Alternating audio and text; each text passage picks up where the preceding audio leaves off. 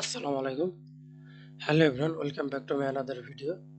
In this video, how to highlight an image in Excel. Double click the image, go to corrections, sharp, sharpen, click here, then again go to corrections,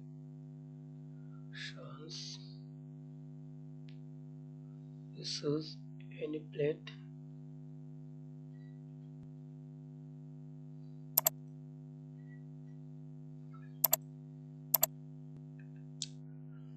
then go to color, selection color,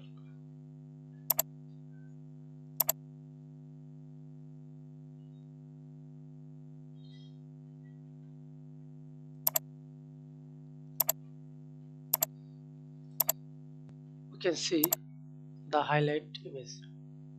Thanks for watching.